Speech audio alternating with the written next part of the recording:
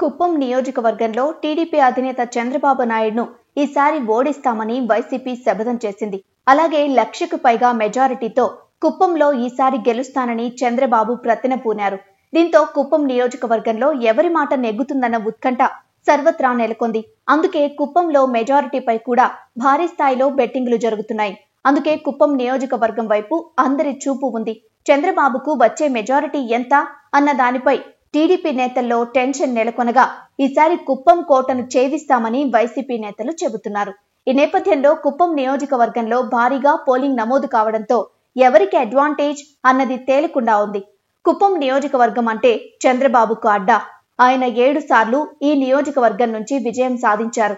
ఈసారి గెలిస్తే రికార్డు స్థాయిలో వేరెవరూ వరుసగా గెలవనన్ని సార్లు చంద్రబాబు గెలిచి రికార్డు సృష్టించినట్లే అవుతుంది. 1989, 1994, 1999, 2004, 2009, 2014, 2019 ఎన్నికల్లో చంద్రబాబు కుప్పం నియోజకవర్గం నుంచి తెలుగుదేశం పార్టీ నుంచే గెలిచారు.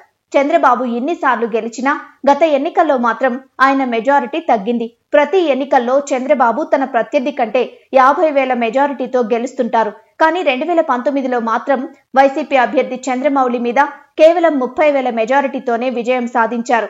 అందువల్లనే వైసీపీ కుప్పంలో చంద్రబాబును ఎందుకు ఓడించలేమని తొలి నుంచి అక్కడ ఫోకస్ పెట్టింది. చంద్రమౌళి కుమారుడు భరత్ ను వైసీపీ అధికారంలోకి రాగానే ఎమ్మెల్సీని చేసింది. కుప్పం నియోజకవర్గానికి ఇన్ఛార్జిగా నియమించింది. కుప్పంను రెవెన్యూ డివిజన్ ను చేసింది. హంద్రీనీవా నీళ్లను తెచ్చామని చెప్పుకుని ఈ ఎన్నికల బరిలోకి దిగింది. అయితే చంద్రబాబు మాత్రం కుప్పం ప్రజలపై పూర్తిగా విశ్వాసం ఉంచారు. ఎన్నికల సమయంలో పెద్దగా కుప్పంలో ప్రచారం కూడా ఆయన చేయలేదు. అంత కాన్ఫిడెన్స్ తో ఆయన ఉన్నారని వేరే చెప్పాల్సిన పనిలేదు. అయితే ఇప్పుడు వచ్చిన పోలింగ్ శాతం చూసి అందరూ ఆశ్చర్యపోతున్నారు.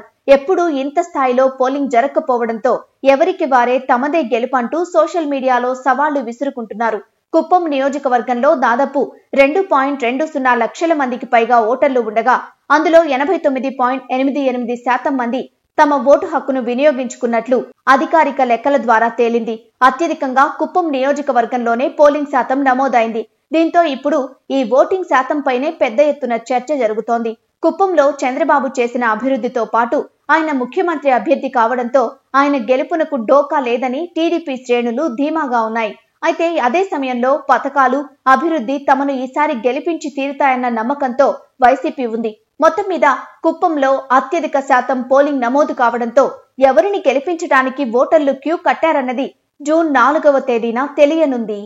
ఇలాంటి మరిన్ని ఇంట్రెస్టింగ్ వీడియోల కోసం ప్లీజ్ సబ్స్క్రైబ్ AS మీడియా.